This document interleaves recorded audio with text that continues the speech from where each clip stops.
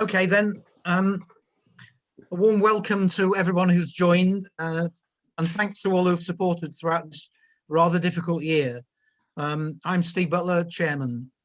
Despite the challenges of lockdown and the restrictions on our collective activities, our project leaders and members conducted their surveys valiantly, as you will see. We've also been heavily involved in the Stepping Stones initiative, and we thank National Trust and in particular Charlie Bell, our host tonight, and Andrew Hurl for the fantastic work that they've put in despite various setbacks. Our hope is that this will continue in some way this next year.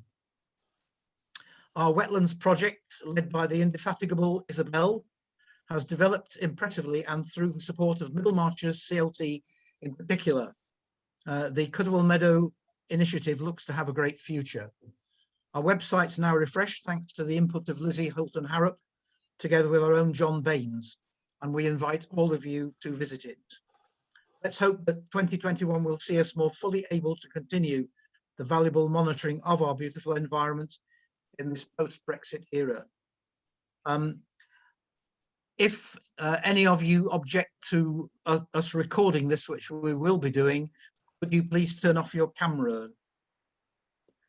If you've got any questions at all that you want perhaps to ask about a particular part of the evening, you can put your questions, etc., in the chat.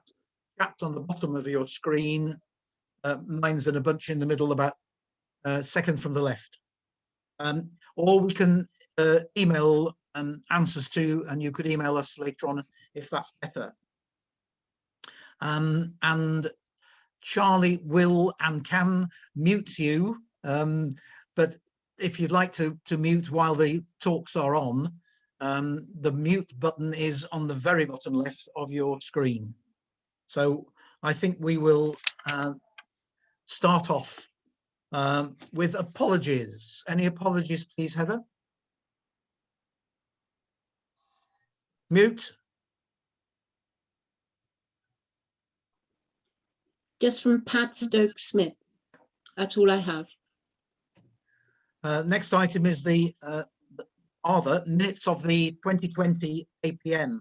As they've been circulated to everybody, I hope everybody's had them. There is no need to read them out or go through them. So could we see if there are any matters arising? Anything from the 2020 minutes? No. Then that takes us on to Will and the Treasurer's reports. I'll mute myself now. Will.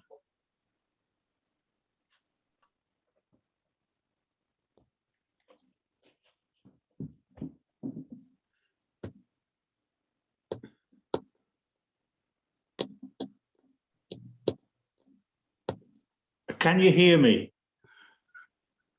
Yeah. Hello? Yes, I can. I can, but we're all muted, Will. I can hear you, Will. Julie. Carry on, Will.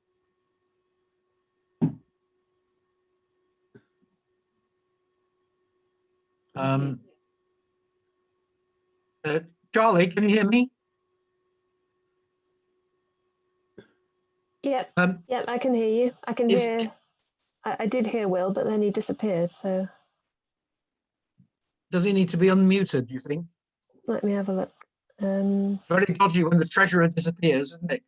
Yeah, he's. Is Will the Xperia L3?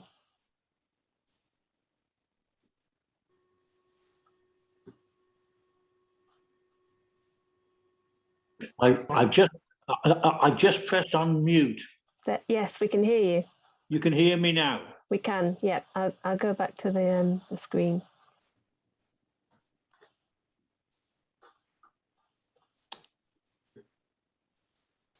Can everybody see that? Yes, I can see that. Shall I start? Yep, go for it. I present the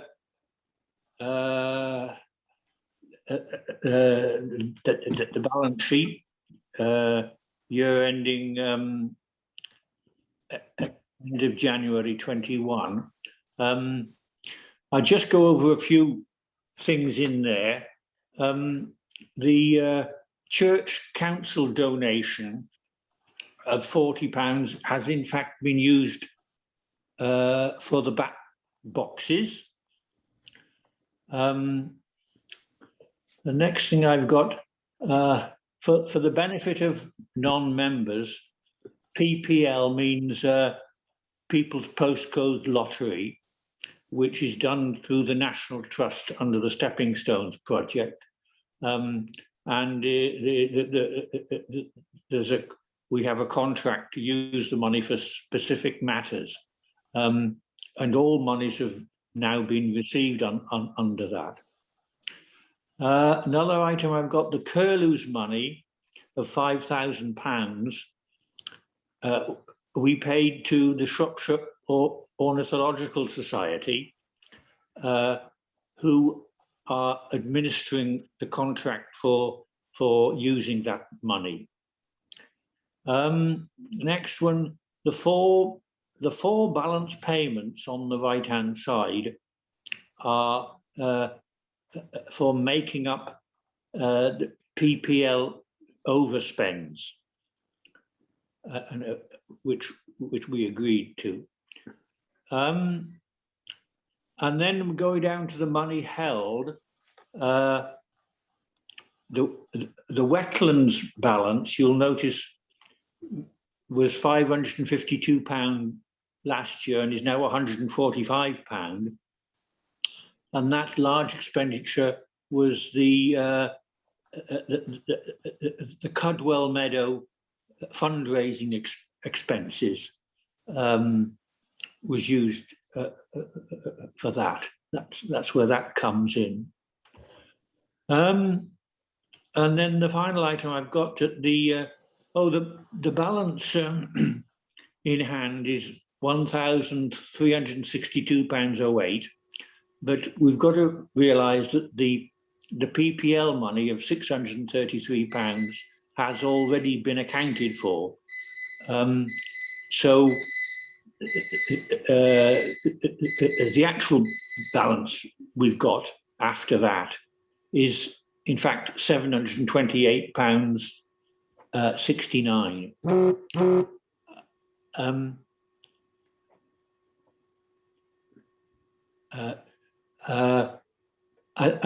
that's the end of my report. Do I have any questions?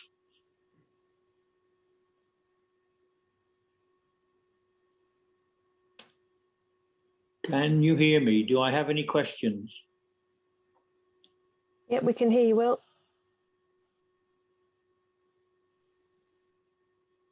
Nobody appears to be sending questions, Will, so thank you very much. And if we may, we'll move on to the Stepping Stones update. Charlie, please. Yep, thanks, Steve. I'll just share my screen again.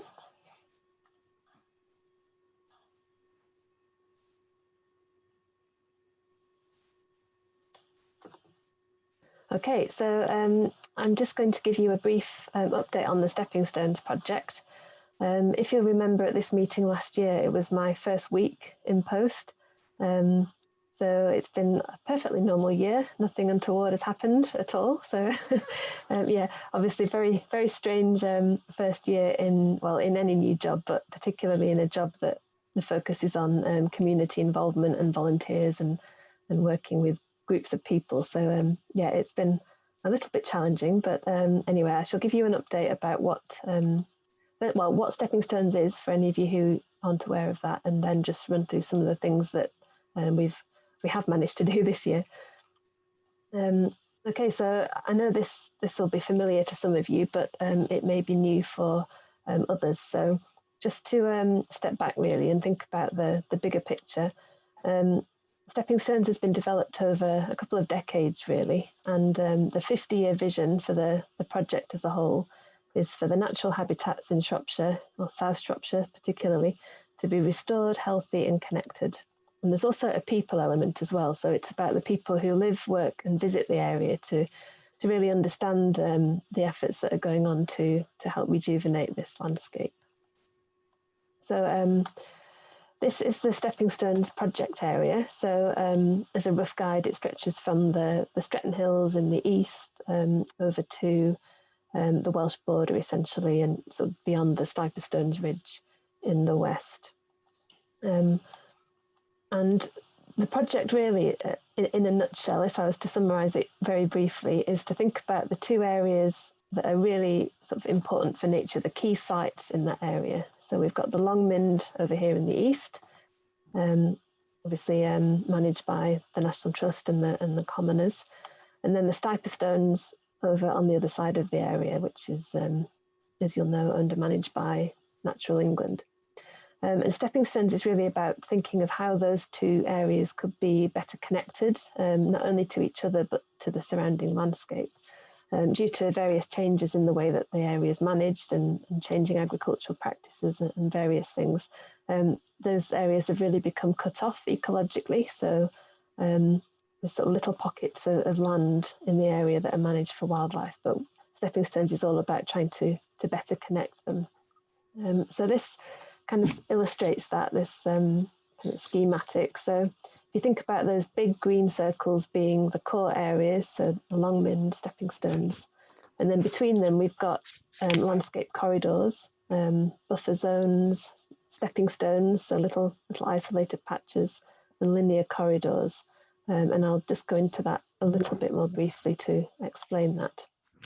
So thinking about the Stepping Stones area and the habitats that are really important in there, wildflower meadows are a real key one. We've lost about 97% of our meadows in the UK over the last 100 years. So this is an incredibly rich, diverse habitat, which is sadly very much reduced in extent. So Stepping Stones is about helping to create new meadows, expand existing ones, and sort of manage existing ones, but also to link them. And the way that meadows can be linked is by linear meadows or road verges, to give them another name. So one of the key focuses of the project is to try and think about road verges and how we can manage them as long linear meadows.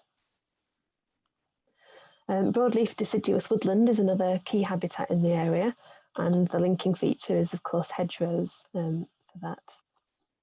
And wetlands being linked by riverside wetlands and riparian areas. Heathland as well, you know, we've got some brilliant upland areas within the project area, and these are a little bit harder to link because obviously between Longmynd and Stones we've got the valley bottoms, which are not necessarily suitable for heathland, but we can extend those areas and buffer them by frith, which is this sort of upland fringe type habitat, scrubby, gorse bushes, sort of the gradient really between grassland and heathland. So within Stepping Stones, there's two main strands. We've got work with farmers, which is being led by my colleague Andrew Hurl, who many of you will know. And there's work with local communities, which is the aspect of the project that I'm leading on. And of course, they're interconnected, but I'm really going to focus tonight on just mentioning the local community work. So right back in February last year, before the world changed, we had a series of workshops, which some of you will have attended. And this was really about talking to local people, raising awareness of the project, and kind of fostering some interest and engagement and working out what people wanted to do to help out and get involved. We have another focus, which is working with existing volunteers, so groups like yourselves and others, to help build capacity and provide a bit of training and help support you, and also deliver some conservation actions in our own right as well. So just some examples of some of the groups that we've been supporting through the People's Postcode Lottery grant that we had last year. So the Marchers Meadow group are a big group that we work with, and some of the ways that we've been able to support them is purchasing equipment. So a mower and baler to help with the management, the cut and collect of meadow habitat. And also this piece of equipment on the right called the grass grabber, which is a really nice bit of kit which helps harvest seed from existing good quality meadows, which can then be spread locally on new sites to help increase diversity. It's quite a specialised bit of kit and was imported from Australia because they don't make them here. So yeah, I think the saga of importing some equipment from Australia in the height of a pandemic is a long story, and I won't go into it here. Oh, the screen's frozen.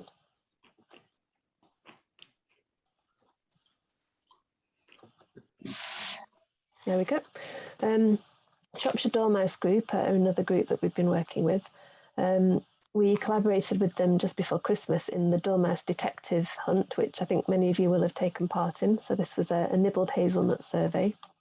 And in other ways, we've been able to help them by make some dormouse boxes for them and various other things as well. Caring for God's Acre, an organisation some of you will be aware of, focusing on the area's churchyards. We've worked with them to run a number of volunteer days throughout the summer. And butterfly conservation as well, we've supported over the last year. One of the things we've done is produce this really nice rush pasture fact sheet, which helps farmers and landowners and land managers better manage rush pasture for species like the small pearl-bordered fritillary.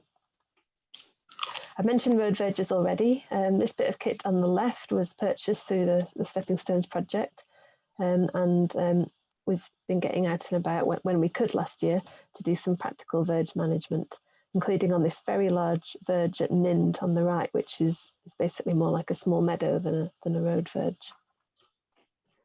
And of course, last but certainly not least, we've been able to work with 4 of the community wildlife groups in the area, including yourselves. So we've tried to support you and other groups on issues like insurance, GDPR, risk assessments, the really exciting things which inspire everybody to get involved with nature. But yeah, seriously, it's the sort of things that have to be done really, but are not necessarily the most fun things in the world. So yeah, we've been able to provide a bit of guidance around those. It's also been an aim to try and start a bit more networking between the groups, and also support you financially running some of the wildlife surveys and purchasing tools and equipment as well. So just an overview of some of the volunteer activity we did manage in the breaks between lockdown. You see that the project area the borders are a little bit fuzzy. We do stray over the borders when opportunities arise, but this is a mixture of advice to landowners, collection of green hay, spreading of yellow rattle, work on road verges and various other things. So we did manage to get out and about a little bit last year, although not as much as we wanted. So just to summarise, it's a 50-year vision for the project to help wildlife, people, and importantly reduce carbon as well. It's quite an innovative approach, really, taking a landscape scale view of conservation. And for the National Trust, this is actually a new way of working. So usually National Trust projects and projects that we're involved with tend to focus on National Trust land, whereas Stepping Stones is very much working outside those boundaries. I quite like this picture because it's taken looking across the real heart of the project area. So it's on Asterton Bank on the Long Min, looking across towards Stiper Stones. And this field here is the only bit of land there that the National Trust own or have direct management of. So just to sort of illustrate how it's a very different way of doing a project really for the National Trust. So we're working with farmers and local communities to restore and create these stepping stones and wildlife corridors in the area. And as I mentioned, and as you all know, this is needed because the landscape's changing and many characteristic species are in decline. A key message as well is that anyone can help make a difference. So this is obviously a sizable garden, but even if you have a window box, you can create a small stepping stone yourself. So one of the beauties of the concept of stepping stones is that even the tiniest fragment of habitat will act as a stepping stone. And yeah, if anyone wants to find out more, you can search online for the project or drop me an email or give me a call, and I'm very happy to chat more. And that's me done. Thank you very much, Charlie. I think if we want any questions, we'll probably leave it to the end, or we'll put it on the chat, as we've said. So if we can we move on to the project reports, which are the heart of everything? And first, it's Isabel, please, with the wetlands. Okay, yes, I think, excuse me, all of you are probably familiar with the wetlands. There's an aerial view. Charlie, if you could show that.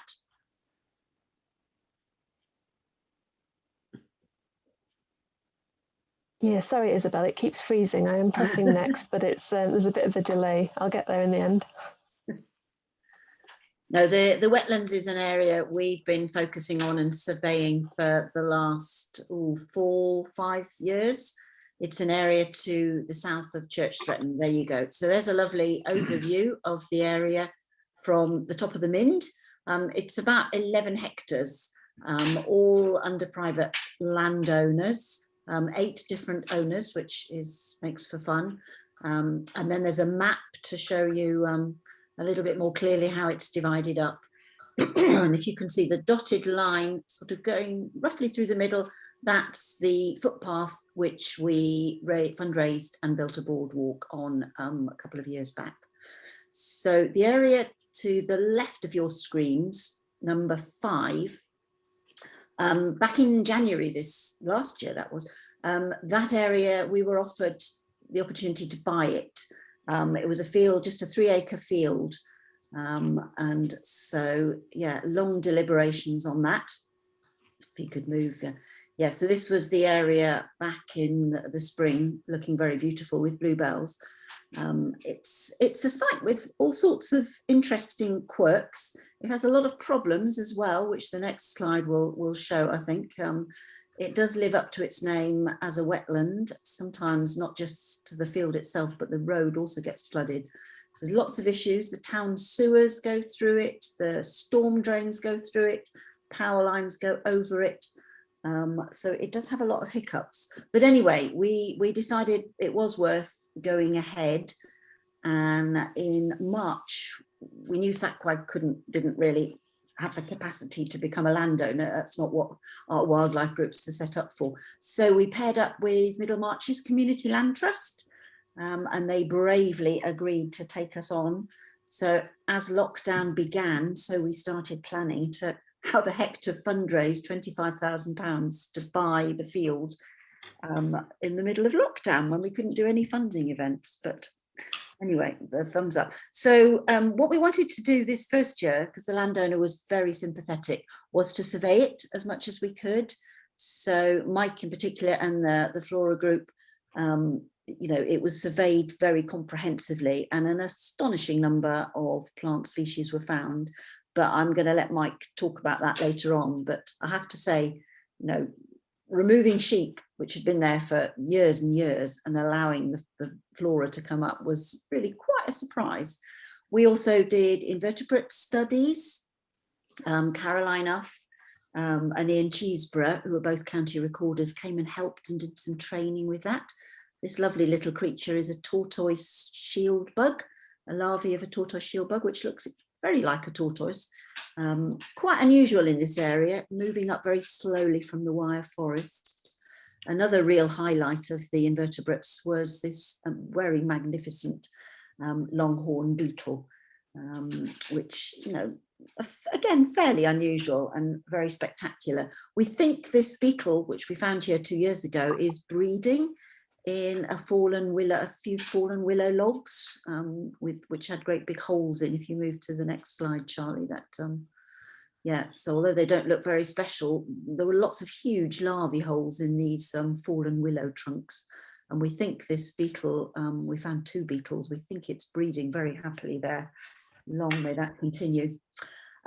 We also surveyed birds, mammals. This was me doing a big butterfly count. Very few butterflies, which was interesting. But that's what this surveying was about, because it was forming baselines for the future. And following the surveying, we, for the first time, probably in decades, we were able to cut the meadow. We decided to call it Cudwell Meadow by this stage, for a hay crop. And, you know, as I say, this hasn't been done in decades because sheep have been in the meadow year round, really, for years and years. So that's a lovely positive sign. And then the results of the surveying, yeah. Oh, this was, yes, back in September. Well, this was the 3rd of October. But in September, we got the wonderful news that thanks to amazing local people, we had indeed raised £25,000, which is pretty amazing during lockdown, really. And so we were able to raise our thumbs up to going ahead with the purchase. Okay. And just to sort of, I think the next slide is just the sort of summary of all the survey findings, which you'll find, you know, you can read about them in the full report, the wildlife group report.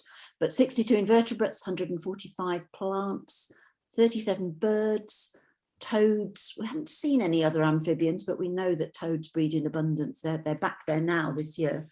And several mammal species, including otter. And we know that fox and water vole are nearby. So on the basis of these findings, we've actually gone back to Shropshire Wildlife Trust and asked if they would include this meadow in the designation of a wildlife site, because it was left out before because it was so poor in biodiversity. So beginning of January, the meadow was ours. Loads of things for volunteers to do, but sadly, of course, lockdown means that we couldn't get anybody in at all. And then just the wider wetlands, just a little bit more. The boardwalk has proved amazingly popular, and parts of it adjacent to the railway had just become so overgrown and muddy that people were struggling to get through. A couple of local residents gave money, £300, to buy gravel. And Dave Hardwick, our local rights of way officer, coordinated it all with Mike's help. So a few volunteers, you could only have 3 at any one time, all the hard work of lugging gravel hither and yon. And yeah, a wonderful job was done. You move to the next slide, Charlie. Yeah, this was the 300. Well, no, this was half of the gravel. The other half went to the other side. So all this gravel was shifted in one day, and this is the footpath. This is the A49 end. And so if you haven't gone walking there, please do, because it's been transformed. And it will get even better because Network Rail are replacing the stiles with kissing gates, we hope, very soon. Okay, we have lots of aims once lockdown eases. There is an interest group, and that's carrying on. There's now a management committee for the meadow, and the plan is to manage it as a wetland flower meadow, which is a very rare habitat. We will do lots of surveying, and we've got a bunch of volunteers already, and certainly if you want to join them, this email here, Stretton Wetlands, is the one to email, please, and we'll include you in the loop. And we have lots of plans for walks, for training sessions, tree planting. We've got trees being delivered any day, hopefully. And yeah, some bird boxes. And so just a lovely couple of slides to finish off. Pete has built us a magnificent tawny owl box, you can see him with here, and a kestrel box and a couple of tip boxes. And they are now in position. And we're very much hoping that they will be to the liking. We know that tawny owls and kestrels are around. We hope they'll meet with approval. Okay, thank you. Thank you, Isabel. I'll move on, if I may, to the survey of native crayfish. The native white-clawed crayfish is a protected animal, so the survey was done under license from Natural England with the support of the Environment Agency. It's gone a bit too quick, Charlie, there, sorry. Can you take me back? Thank you.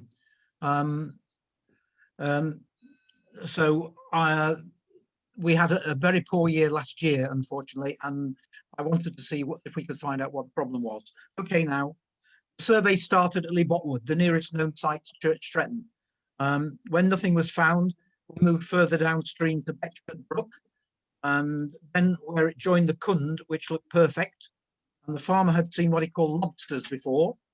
When nothing was found here, the EA advised moving to Dorrington, which had previously been a stronghold.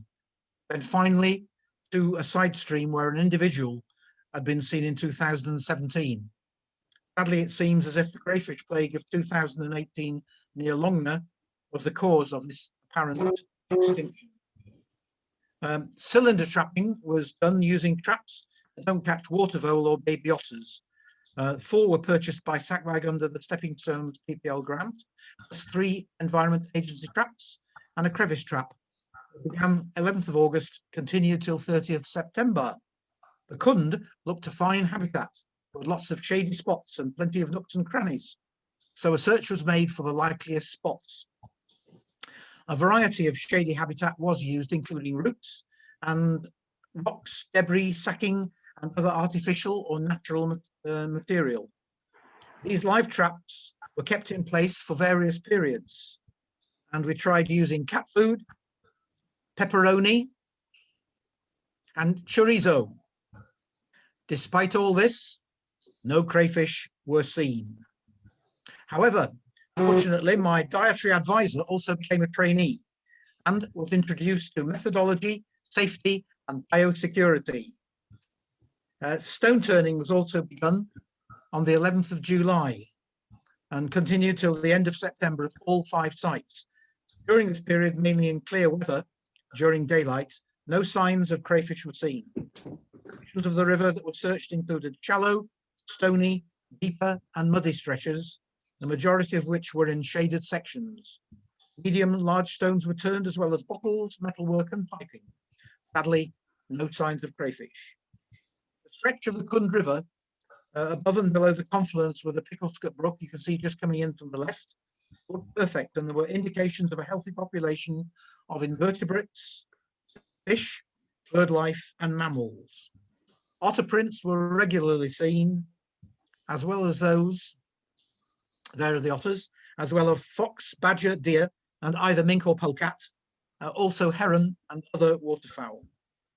Well, the apparent crash of this population following a record of crayfish plague in 2018 is too much of a coincidence to ignore.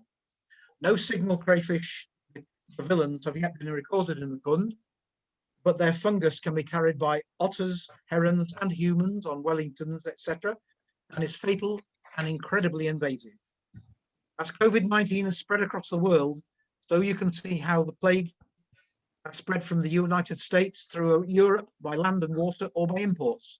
From 1860 to the present day, our non-native crayfish are facing possibly complete extinction. No lockdown or vaccinations for them. And with several other British rivers reporting wipeouts in 2020. I would like to thank owners of the sections who gave permission for surveys, passed on observations, and showed interest. Also to the Environment Agency for advice on sites and loans of traps, in particular to Julie. To Sacwg, National Trust, Stepping Stones PPL for financing the traps, and to Lee Plasdale as volunteering for a trained surveyor during a disappointing period. Thank you.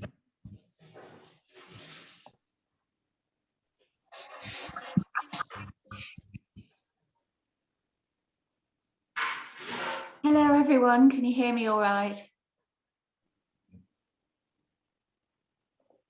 Yes, we can hear you, Julie. Thank you. Okay, I have put my video on, but anyway, I'll just get into it.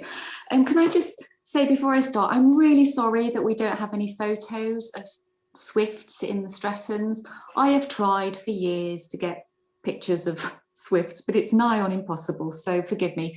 Charlie's put a nice little image up for me, and I'll just talk through the swifts in the Stratons survey for 2020. So there was no group surveying done last year, but a number of volunteers did regular observations local to them, and thanks to everyone who participated and submitted observations to me. To summarise the findings, the first bird was seen on the 22nd of May, and the last bird left, as far as we know, on the 12th of August. So the breeding season last year was shorter than was noted in previous years. We did have a good weather window for that 2.5 months. So the assumption is that there was enough aerial insects to feed the chicks. So chick growth was good, and they fledged early. 40 nest sites were recorded over the course of the survey season. and that's similar to 2016 and up on the past 3 years. So that was interesting in itself. 20 buildings were occupied, and that also includes records from All Stretton and Little Stretton. We've not had a Little Stretton record in the past confirmed, but that's a plus for last year. There are 15 nest boxes in situ throughout the Strettons, of which only 2 have occupancy, and that's Sandra and Peter's 2 boxes. So they did breed last year there as well, so that's a plus. And unfortunately in 2020, we saw predation by sparrowhawks. Not seen that happen in the past, but All Stretton, one nest site was targeted regularly by a sparrowhawk, as Steve was witness to. And also I saw sparrowhawk hunting swifts along High Street on a number of occasions. The original hotspots in the town, sort of in the centre of the town, they seem to have seen a significant decline in the last few years, which is, I have no explanation for that at all. But what we have seen, or what that's enabled me to do, is to survey elsewhere in the town. And of course, I've been able to concentrate efforts, so I've found more sites elsewhere. So that's why our numbers actually overall were up on the past 3 years. Just to say one final thing, really, it's really difficult to know how stable the population is, because we're counting nest sites elsewhere. We have lost sites on those main hotspots, but we're counting elsewhere. So it looks to be stable, but I don't really know. What I do know is that roughly a count of 60 birds in the air at any one time at the height of the season has been observed in the last few years. So, at a guess, it's a stable population, but we just have to watch this space. Thank you very much.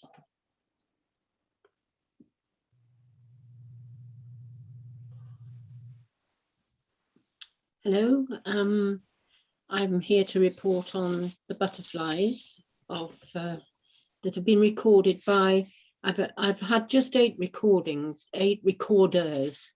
who've given me their sightings of butterflies through the year. If we could just have a look at the table that came next, Charlie. It's a bit difficult to see because it's a bit fine. The most frequently sighted are the ones perhaps you're all familiar with, the peacock and the small tortoiseshell. Sadly, nobody saw any grayling this year, which is disappointing because they have been seen both on the Long Mynd and locally in gardens. I have been contacted by Stephen Lewis, as I'm sure Charlie has too, about developing sites for the pearl-bordered fritillary. But of course, that all went by the board this year. There were 2 transects that we've done in the past. John Bacon does his regularly on his meadow, but I'm sure he'll talk about that a bit more. But I get regular his collation of all his records to add to ours. Sadly, mine that I was doing up the Batch Valley got stopped at the first lockdown. The Butterfly Conservation Trust advised us not to do it right at the beginning in public places. And then when it opened up again, our valley was just overrun by visitors. It was just impossible to find a butterfly space anywhere. So I'm afraid I gave up on our transect this year, which is a bit cowardly, but that's the way it was. If I could see the next slide, that's the tortoiseshell. Now, I saw my first butterfly today, and it was a tortoiseshell that was in the garden. So spring is springing, and so that was one of the most commonly observed. And then the next one was the peacock, which you're all familiar with, I'm sure. And the next one is a really difficult customer. This is the grayling. It's really hard to spot. Whenever it lands, it closes its wings, and it'll often close its upper wing as well. So what you see is a very highly camouflaged butterfly. It feeds on fine grasses and it likes quarries and stony areas. I think it's probably more common than we know because it's hard to spot. So keep an eye out for that one if you can, because I had no recordings at all last year. And the next one, which is a very difficult one to see, it feeds in the top of oak trees on the sap caused by greenfly. So you have to be training your binoculars on the, it's usually in the evening when they're flying, the males are flying above the oak trees. So again, they're quite rare, but they can be seen. So that's another one to look out for if you can. And here's the pearl bordered fritillary, which is the one that Stephen Lewis is hoping to encourage. And I don't know if Charlie's got some more news on that. Have you, Charlie? Yeah, so as you say, a lot of the work was, well, couldn't go ahead this year, but yeah, I spoke to Stephen this week, and later in the year, they're hoping to run some more volunteer work parties that are looking to help manage habitat for these. And there's a few other things in the pipeline as well. So Norbury Hill, which was another one of the successes of the Middle Marches Land Trust this year, just gone. Norbury Hill was purchased by the Land Trust along with a local member of the community, and that's going to hopefully be developed into a really key site for small pearl bordered. It already is a place where they've been found, but it's going to hopefully be even better for them in the future. All right, thank you, Charlie. And that's the end of mine. Thank you very much.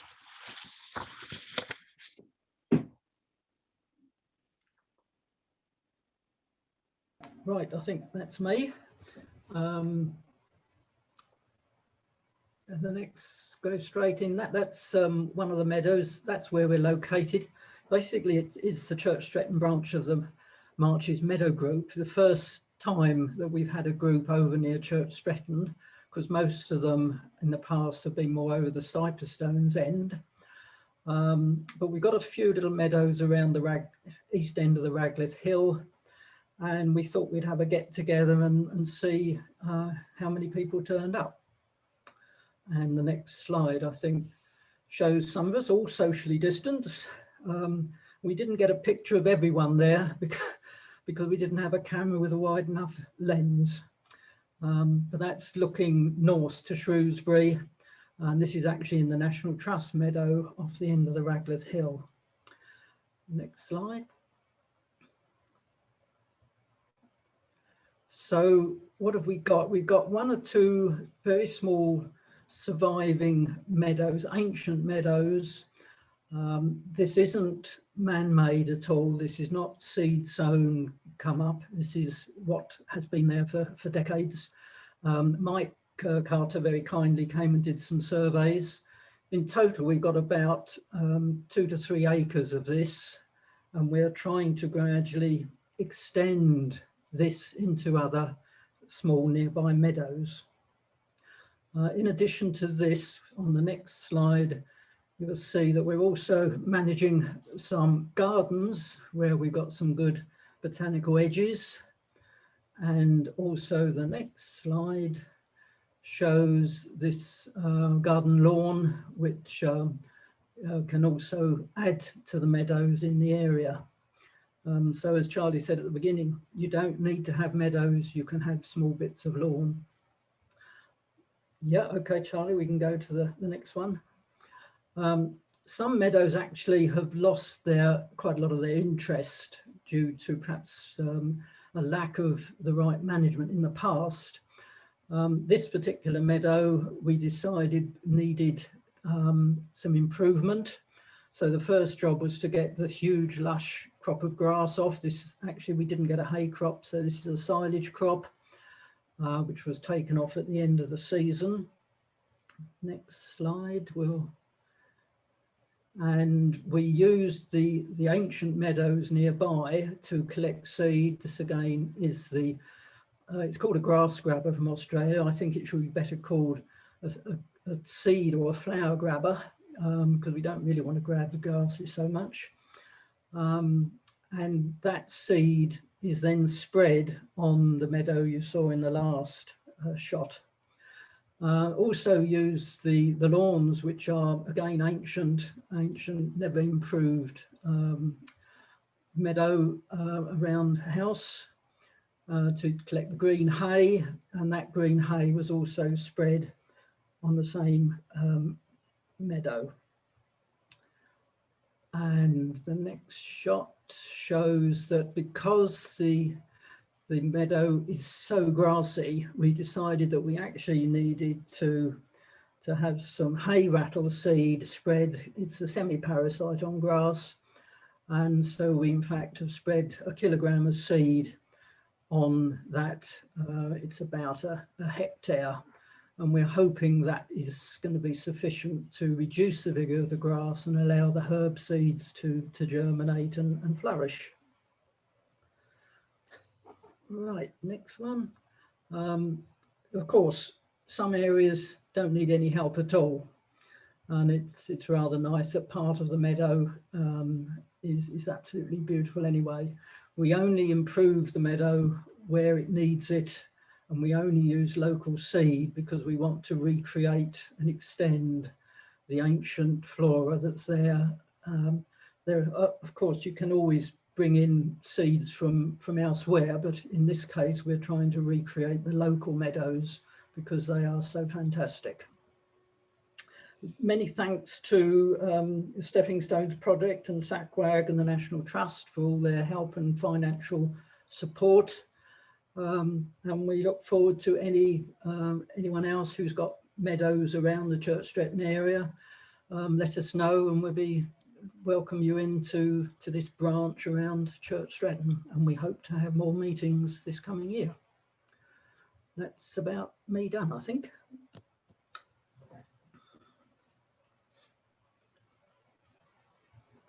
Okay, so you've got me again, I'm afraid. These next few slides have been put together by Leo Smith, who couldn't make it tonight. So I'm going to just run through his slides for him. So please bear with me. Hopefully I'll do him justice. I'm going to be relatively brief. So there's 3 different things to talk about. There's Lapwing and Curlew survey, which I'll start with, then the Dipper project, and then the red grouse survey on the Long Mynd. And before I go into the details of any of these, I know Leo would want me to say that all 3 of those things require more volunteers this year. We need people to help survey them.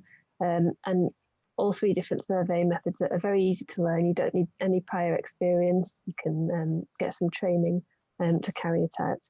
Yeah, if you're interested in helping out or even just finding out more, then email Leo, and I think his email address is coming up on the slide in a minute, so get ready to make a note of that. So starting with lapwings and curlews. So this is the distribution of both species. So we've got curlew there on the left and lapwing on the right, with a sort of approximate area around the Strettons there in a circle. And this is the area that the Lapwing and Curlew survey happens in. So you can see we've got Church Stretton over there to the left-hand side of the map, and sort of going north and east from there. So the Lapwing and Curlew survey also targets 20 other species, which are optional extras for people. So it's not necessary that people can identify all these different species, but if you can, then that's an extra bonus. So those 20 species are all listed there. And obviously, as so many things, the survey was extremely disrupted last year due to the various lockdowns and COVID restrictions. So the 30 squares in the survey area, there were no records able to be made from 11 of those, and only kind of casual records from a further 6 rather than the sort of more formal survey. But all except one of the squares that had curlews last year were well covered. Yeah, Leo says a big thank you to everyone that did manage to get out there and make some records.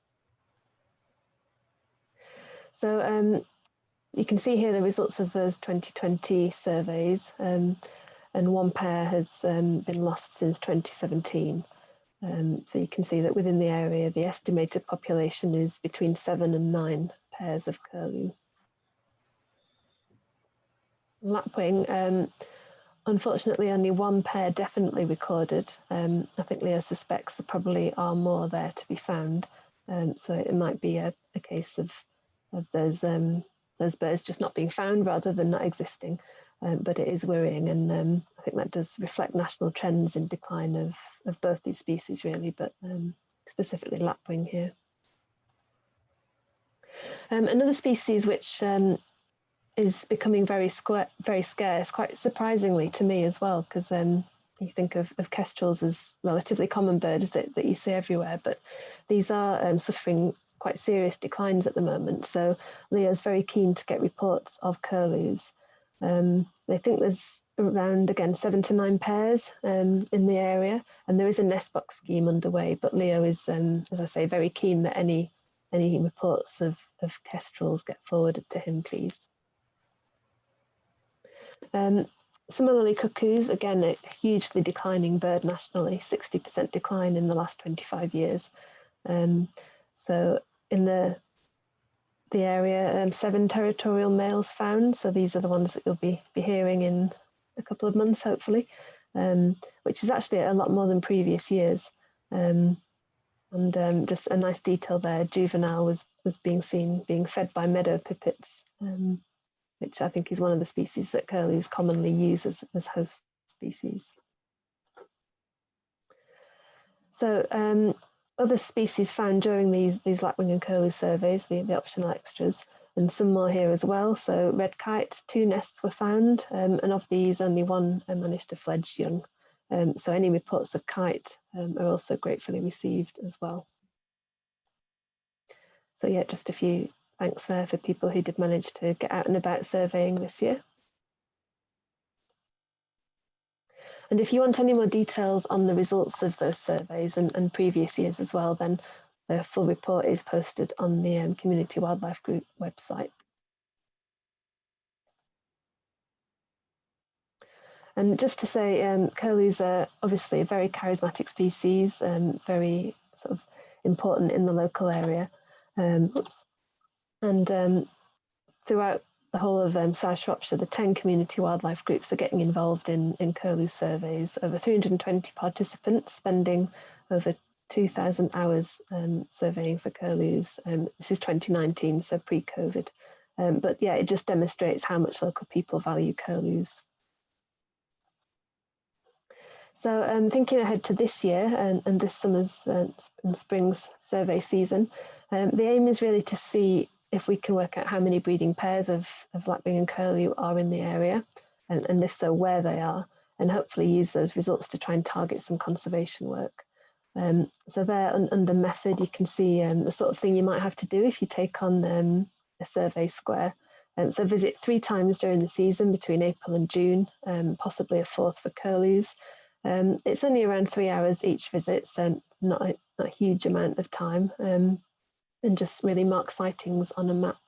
And as I said, it's only necessary to be able to identify lapwing and curlew, but other species are a bonus, and some instructions are provided. So get in touch with Leo, and he's very willing to provide some socially distanced fieldwork training as well. And also in the Stretons this year, we're going to have some nest protection and tracking of radio tagged chicks, and this is being funded by the Stepping Stones PPL project. And importantly, I know Leo wanted me to mention this, that there is an appeal at the moment to raise money for things like the nest protection and radio tracking of chicks. And really the message is we haven't got long, there's only a few pairs remaining in the area. So it's vitally important that this work is done, and Leo's recently worked with some others to launch an appeal to pay for this work. So he's sort of putting an appeal out there to give as generously as you can. And if you go to the Sacwg website, then there's more information on there, including how to donate. Okay, so just quickly an overview of the dipper monitoring project. So this is population monitoring and nest box scheme. So Shropshire is actually a county, the Shropshire Hills are a county stronghold for dippers. It's a lovely species, one of my favourites. Live in and around fast flowing streams, and I'm sure you've all seen them kind of walking underwater, feeding on the stream bed, and nesting under bridges and culverts and places like that.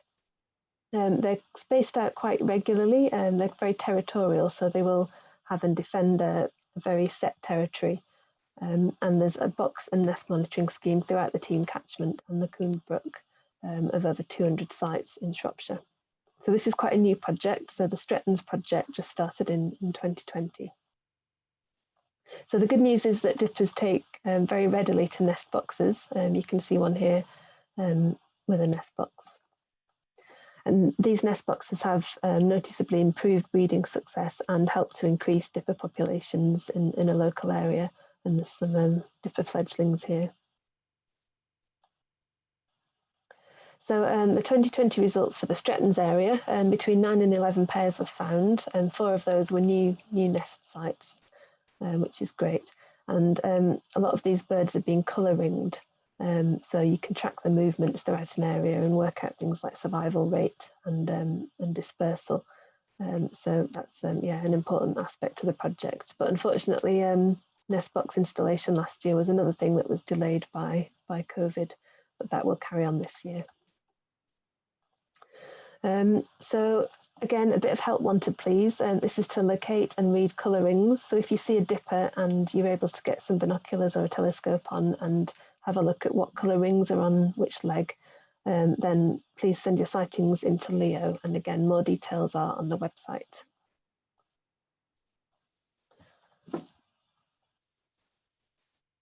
So finally, coming on to red grouse counts on the Long Mynd.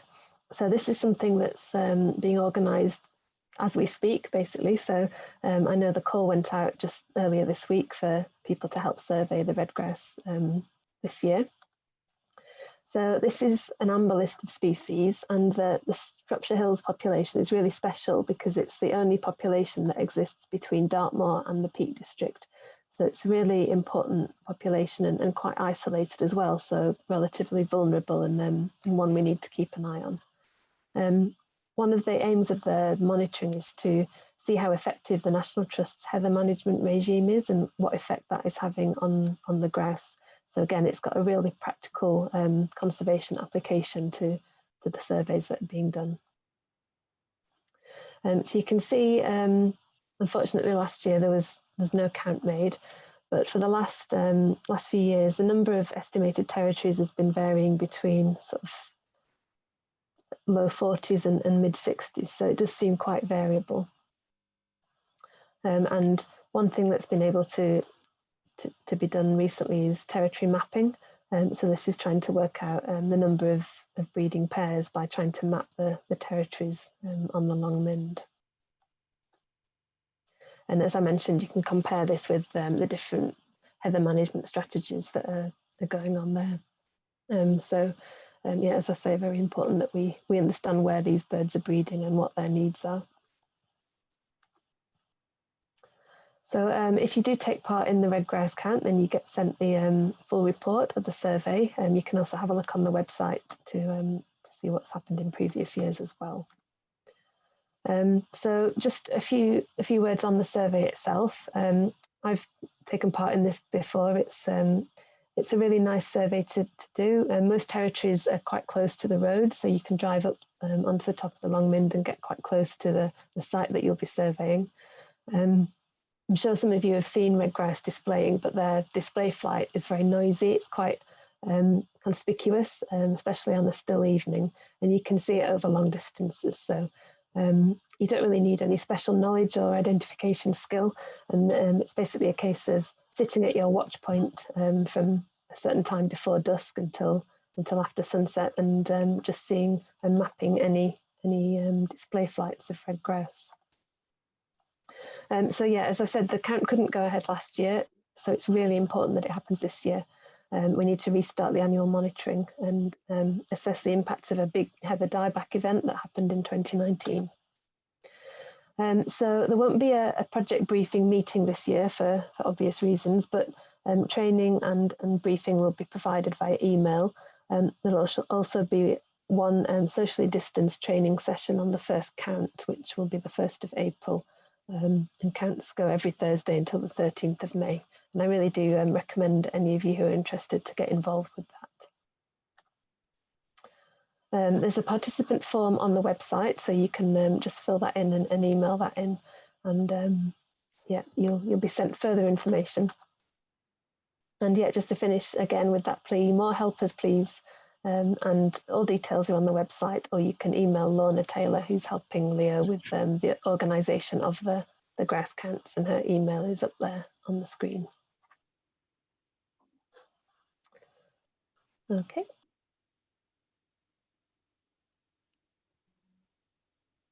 Mike, are you okay now? Yep. Thank you, Charlie. This is Mike Carter here. I lead the botanical surveys.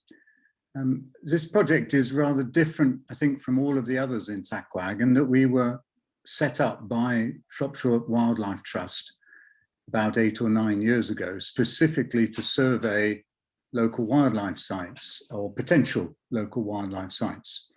And Shropshire Wildlife would come up with a program. They would get permissions from landowners, and then we would do the surveys, we'd do the reports, send them into them, and they would feed it back to the landowners. Now, no, none of that could happen because our program coincided more or less exactly with lockdown 1. So any surveying that happened in 2020 was really by individuals as they exercised, individuals and couples as they exercised in the Strettons area. One thing that we did was go looking for mountain pansy, which is actually really good fun. It's not common at all, particularly in the Strettons area. It's more common over in the Stiper Stones. Everyone can recognize a mountain pansy. You don't need to be a botanist. There had been some recordings, some sightings on the golf course about 15 years ago, but none on the east side of the valley, Hope Bowdler, Caer Caradoc, etc. And so individuals really enjoyed going looking for mountain pansy. Quite a number of areas, different areas were found on the golf course, which was really good. Another patch was found at the top of Darnford Valley, a very extensive patch next to the Portway there, and that's the photo on the left there. And then a really good sign was that a patch was found on the northern slopes of Caer Caradoc, and it hadn't been recorded there since 1976. So that was really exciting. Keep looking. So if you're out walking at the right time of year, May, June, July, if you do see any mountain pansy, please try and take a grid reference, use iRecord if you've got the app on your phone, or let any of the botanical group know. That'd be great. Another thing that we looked at was Ley Gardens, which is right here in Church Stretton town. It's near the Housing Association development, and it actually is a very small patch. It's only about an acre in size, that was cut off from Coppice Leasos when the railway was put in 1845. But it's really good.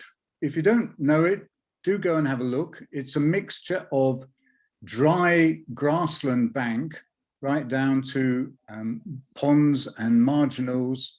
So in a very small area, you've got a number of different habitats. And we found 102 species in an afternoon of vascular plants with 7 Shropshire axiophytes. So, you know, really encouraging. That's sneezewort on the left there. It has got some problems with nettles and grass clippings being left, and so too much fertility in places. But it's a little gem. do go and have a look sometime. The next slide. Caring for God's Acre are wanting to survey all of the churchyards in the county, indeed all the country. And we surveyed 3 this year, Lebotwood, Smethcott and Woolstaston. Woolstaston, unfortunately, seems to be mown every fortnight like a billiard table, and so there wasn't very much of interest there. Smethcott and Lebotwood were promising when they were first visited at the beginning of May, and they really looked great. But then, unfortunately, when we visited about a month later, both of them had been mown or trimmed, and probably by the same contractor or volunteer.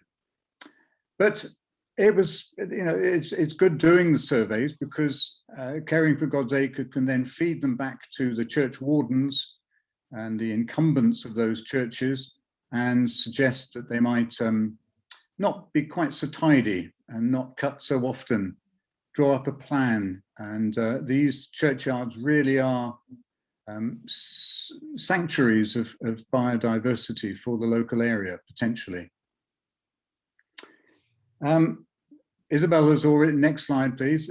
Isabel's already mentioned Cudwell Meadow.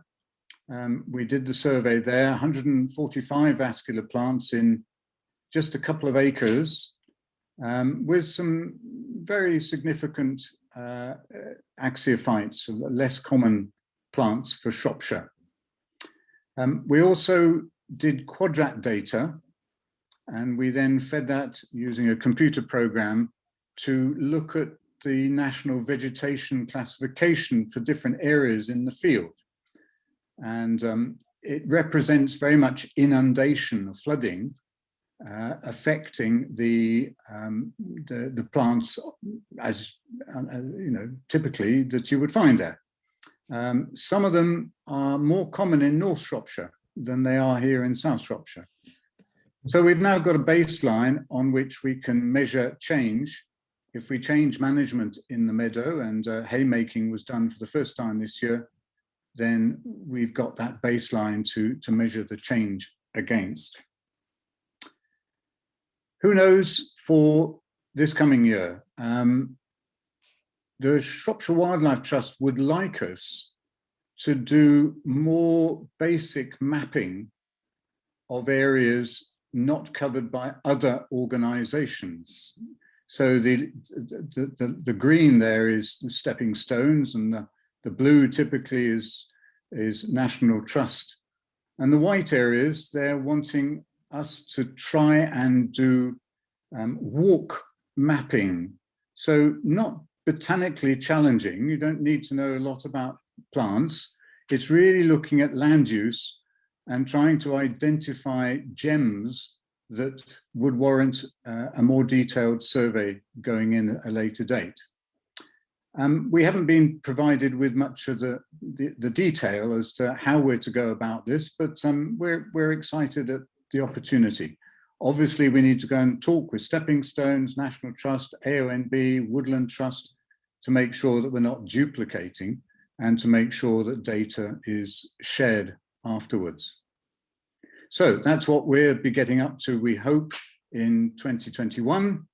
And if you would like to come and join us, then please get in touch. Thank you, Steve. Thank you, Mike. And everybody else, and thank you for what you've done this year in the face of a very difficult time. We've got the next item as new projects, and under this, Caroline, have we got a little report from you? Yes, I hope you can hear me and see me. Yes. I just really wanted to talk about dormice, a dormouse project. So back in 2019, a small group of us got together, and we made a pretty good attempt at getting to grips with the dormouse populations in the Strettons area. We got a nice map of the key areas. And in 2020, I think some of you took part in the Dormouse Detectives project with Stepping Stones. So this year, what I really wanted to do, it's not so much a new project as I wanted to try and just build on what we'd already done, really. So what I was proposing is that those of us that have been trained up and any new members that want to join in, we carry on looking for signs of dormice.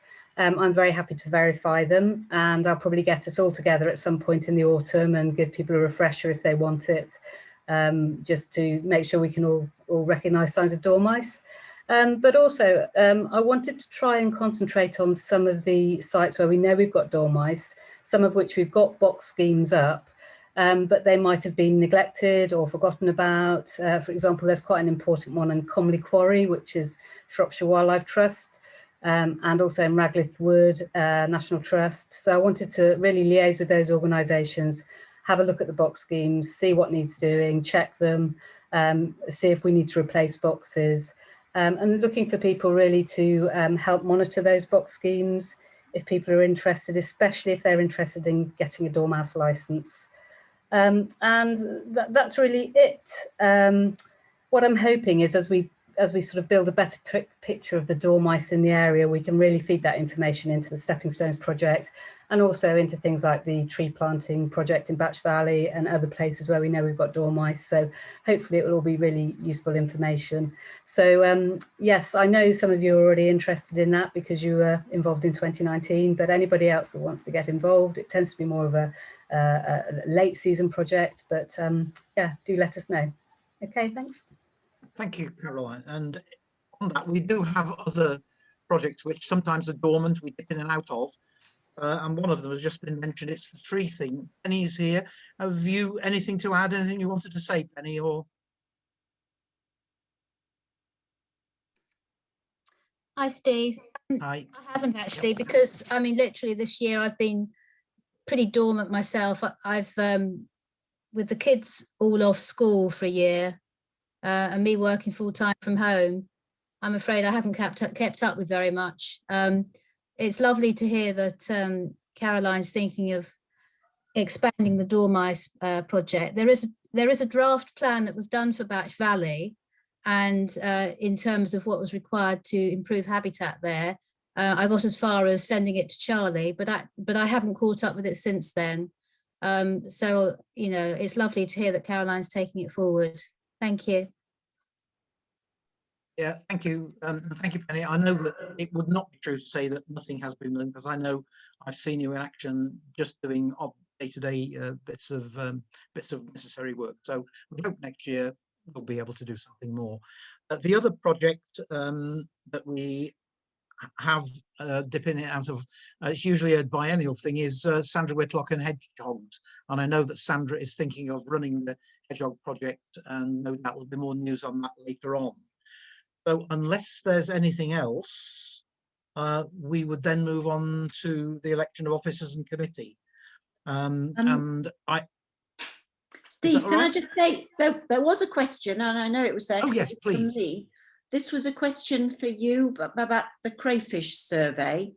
Are you planning to continue that next year?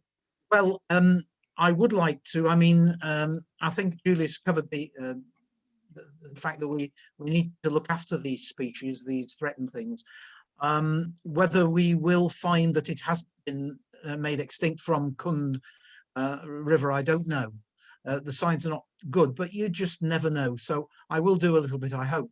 I was thinking about linking it also with some of the areas in the stepping stones between the Longmid and the Stiper stones, and just see, although I know that that can contain a lot, quite a few of the signal or American crayfish as well. But yes, there will be something going on. Yep. Right. Okay.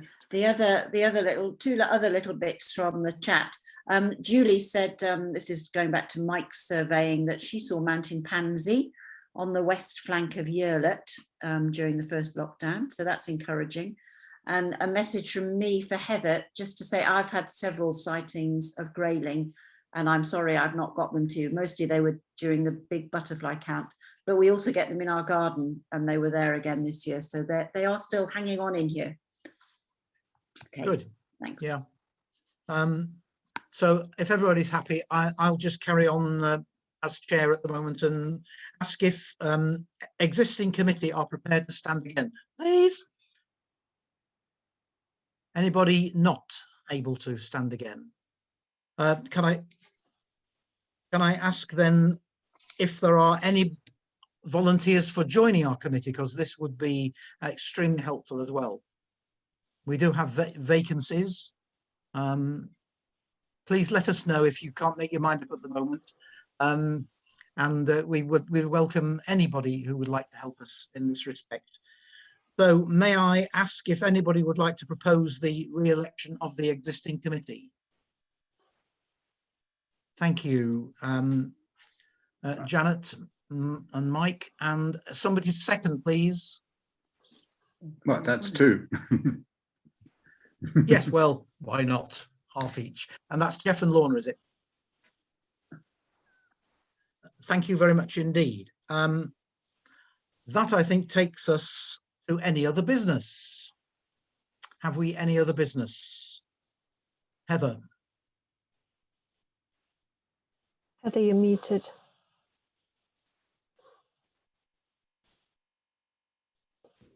I haven't any. No. Does anybody here would like to raise any point at all? No. Okay. Do you need to have a vote, Steve, or? I don't know. Do we want to have a vote? Because I can do a poll. I can make a poll which would ask people if they want to elect the committee as a block, and it's anonymous. People can then just click yes or no. Yes. Okay. Well, do you want to do that now while we're talking? Yeah, or? I can do that right now. That's great. Okay. Thank you. Thank you for reminding me.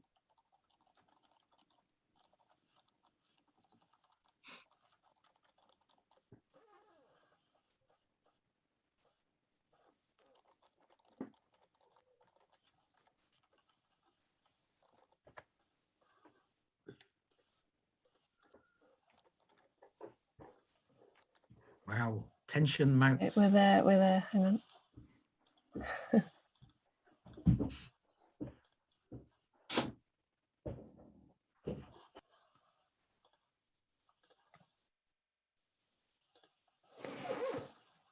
Okay, you should all see a poll now with just options yes or no. It's completely anonymous. Can committee members vote as well? Or is it just non-committee members? Up to you. I don't know what your constitution says, but neither do I. I'll be honest with you. I think it's got to be non-committee members, to be truthful. So if you would like to do that. Okay, I'll just give people 10 more seconds.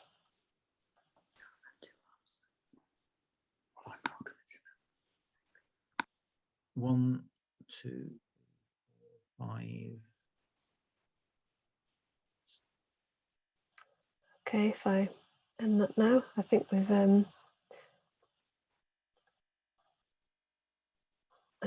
hopefully you can all see that 100% there, Steve. That's right. That looks really good on the surface without going into it exactly. Thank you, Charlie, and thank you, everybody. We'll do our very best to run a smooth and efficient machine in the next 12 months. If there's any other business, the last thing we do is the project sign up, which we normally do over a cup of tea and with separate sign-ups there. But we can refer to the website if you want to and sign up there, or if you want to put it in your chat box now. Could I just ask Charlie before we finish, can we access the recording? Will it be possible on the website? So I'll put the recording onto YouTube and then I'll send you a link. Yeah, it might take me a couple of days, but I'll do that certainly in the next week. Yes, okay. And I can't think of anything else. So at this particular time, which is 2050, I will all sign off, and I thank you again for joining in and for your support again, and let's hope we can have a much more fruitful 2020-21. Thank you again, and nice to see you all. Thank you, Charlie, as well. Thank you, Charlie. Thank you, Charlie. Thank you Charlie, both. very Thank you, much, yeah. everyone. Bye. Bye. Thank you, Thank you, everyone, Carly. especially Charlie. Bye. Bye. Bye. Thanks and bye. Bye.